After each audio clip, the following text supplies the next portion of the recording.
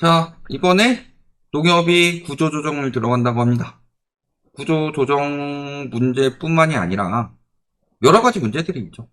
특히 이번에 구조조정 빡세게 들어간다는 것 자체가 구조적인 문제가 있으니까 구조조정 들어가는 겁니다. 그래서 어떤 내용 때문에 또 구조조정이 들어가고 어떤 문제점들이 아직 도사리고 있는지 이런 것들 한번 같이 보도록 하겠습니다. 자, 지난 19일 농협중앙회가 예산의 20%를 깎는 고강도의 구조조정 계획을 발표를 했다. 그 이유는 1분기 경제성장률이 마이너스를 기록했기 때문이다 라고 이야기를 했지만 산불 피해, 여기 기부 등의 지원이 나서면서 부담이 커졌다. 뭐 보험사도 아니고 지원 나섰다고. 보통 자금 지원이나 기부 등의 지원을 하는 것은 감당 가능한 만큼의 지원을 하죠. 자산도 150조인데 농협이. 근데 그보다 이제 농협 유통이나 농업 하나로 유통 이런 데가 지금 손실을 기록 중이다. 예를 들어서 농협은행이 손실이다. 이거는 문제가 되지 않을 수도 있어요. 왜? 순손실은 낮지만 대신에 충당금이 늘어나는 경우가 있습니다. 요즘에 금융 쪽에 손실 나는 것은 부실 채권으로 인한 손실이 커지고 그게 1금융보다 2금융 쪽에서 손실이 커지고 있죠. 근데 1금융 같은 경우는 이렇게 충당금 채우면서 손실이 날 수는 있습니다. 근데 유통이나 하나로 유통, 요거는 금융이라고 보기는 힘들죠. 여기서 손실이 이렇게 낮고 올해는 괜찮을까요? 올해도 그닥 좋아 보이진 않죠. 왜냐면은 지금 뭐 기형적 사업 구조도 있고 온라인 쇼핑몰 경쟁자들도 많이 늘어났고 올해 경제는 작년보다 더 안 좋을 건데, 그러니까 고강도 구조조정으로 예산의 20%나 줄인다. 여기서 800억 적자가 났으니까 문제는 이 적자가 금융 쪽에서 메꿀 수는 있죠. 1분기 단기 순이익이 7,140억인데 800억 적자 난 거 그냥 여기서 메꾸면 되는 거 아니에요? 근데 순이익이 단순 순이익으로 보면 안 된다 그랬죠. 왜? 충당금 깎아먹으면서 순이익이 늘어난다는 건요, 손실 났지만 아직 손실 처리가 안 됐다. 충당금을 손실 난 만큼 쌓았으면은 손실 처리가 되는 거지만 나중에 모았다가 또 한꺼번에 손실 처리하고 이런 형식이라는 소리죠. 그러니까 연체율이랑 NPL 비율, NPL이 뭐예요? 고정이하 여신 비율이죠. 이게 작년 같은 기간보다 50%가량 올린 거죠. 그 다음에 고정이하 여신 비율도 근황 50% 정도 올랐다. 순이익이 늘었는데 다른 데 손실 난 걸로 고강도 구조조정을 한다 라기보다 여기 순이익이 든 것도 부실이 적용이 안 됐기 때문에 순이익이 역대급으로 늘어나는 것처럼 보이고 결국에는 여러 군데서 삐걱대고 있다는 거죠. 특히 농협, 은행 같은 경우는 그렇다 치더라도 지역농협 같은 경우는 심각하죠. 추정손실 여신이 1년 새 46% 넘게 급증했다고 합니다. 추정손실이 뭐예요? 정상, 요주의, 보정, 회수 의문, 추정손실. 요 5개 단계 중에서 손실이 날 것이 거의 확정시 되는 것들이 추정손실이죠. 추정손실 여신으로 처리가 됐다는 것은 아직 손실 처리를 안 했다는 소리예요. 손실로 여겨지는 여신인 거지. 2022년 말보다 46.4%나 불어났다. 그래서 여기서만 1,000억 넘게 또 추정손실이 쌓여있는 상황이고, 그 문제는 역시 PF 문제, 그리고 부실한 내부 통제가 문제가 되는 거다.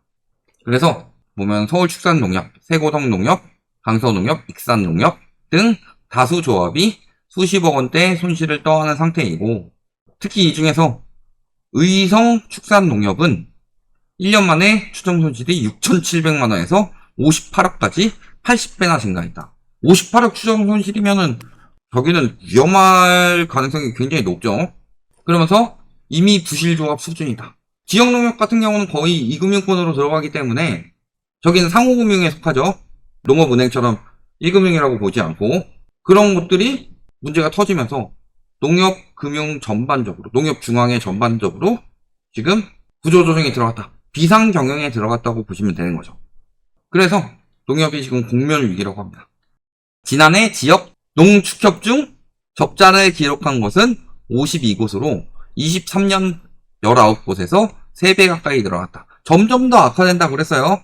22년, 23년, 24년 계속 생산성 없는 곳에다가만 대출 늘리니까 부실이 점점 더 커지죠. 그리고 생각 없이 공동대출 등을 통해서 건설사에 돈을 빌려줬는데 개발이 어려워지니까 사업장들의 부실로 부실 단계에 빠져들면서 요 모양 요 꼴이 됐다. 이금융권 터진다 계속 이야기하고 있는데 이거를 뭐 그래서 언제 터져요? 언제 터지면 직전에 빼려고? 다들 그렇게 생각해가지고 그럼 그 전에 터져요. 미리미리 옮겨놔야지. 돈 버는 것도 무릎에서 사서 어깨에서 팔라고 그러죠. 돈 빼는 것도요, 부실 터지면 빼는 게 아니에요. 부실 터지기 전에 빼야지. 그래서 이런 문제들로 지금 공멸 위기에 있고, 이 공멸 위기를 어떻게 극복하느냐? 사고는 농협이 지고 피해는 조합원들이 떠안도록.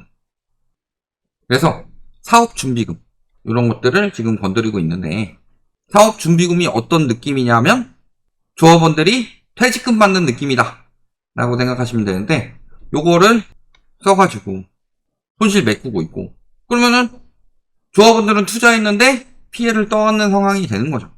경영난이 있으니까 조합원들에게 같이 피해를 나눠 갖는 이런 상황이 되는 거죠. 그러니까 제가 농협은행까지는 모르더라도 지역 농협들은 부실 가능성이 높다고 제가 한 3, 4년 전부터 계속 이야기했죠. 새마을금고하고 저축은행 경고할 때 지역 농협, 축협, 수협 이런 것들 다 같이 위험해질 거라고 경고했습니다. 맨날 그런 이야기예요. 고장난 시계니 뭐니. 그래서 지금 PF 터져요 안 터져요? 건설사 망했어요 안 망했어요? PF 문제 이금융권으로 번져요 안 번져요? 결국엔 부동산 안 잡으면 경제 문제 올 거다. 그 부분에 대해서는 분명히 이야기를 했고, 그래서 잡을 거다. 근데 그거 안 잡아가지고 안 떨어졌다고 해서 제가 예측한 것들이 틀린 게 아닙니다. 다 맞아 들어가고 있어요. 그렇게 쌓아놓으면 붕괴 왔을 때 감당 못하고 더 많이 떨어지고, 집값 오르더라도 경매 넘어가가지고 이익 못 보는 사람들 많다. 이 이야기 다 한 거예요. 지금 오히려 듣기 싫어서 안 듣는 거 아니에요 다들? 남들은 다 정당하게 거짓으로 위로하는데 저는 비겁하게 팩트로 패고 있으니까. 예금자 보호한도 왜 늘려요? 왜 1억으로 늘릴까요? 제가 뱅크런 위험에 대해서 이야기를 하는데 예금자 보호한도 늘려가지고 뱅크런 막는다. 뱅크런은 막히. 근데 터지는 건 막을 수 있을까요? 못 막을까요? 지금 시시해서 그렇지 글로벌 금융위기 때 이상인 점은 제가 늘 말씀드렸어요. 시시하는 이유는 집값이 아직 안 떨어졌기 때문이죠. 이미 사실 분위기는 완전히 바뀌었는데 떨어졌다는 지표를 부동산원이 안 내기 때문이죠. 시시하는 것만 보더라도 답이 나오는 게요. 저축은행 사라진 게 글로벌 금융위기 때 이후 2011년에 저축은행 사태 터지죠. 그때 저축은행 사태 터질 때보다 저축은행 지점수가 더 빠르게 줄어들고 있습니다.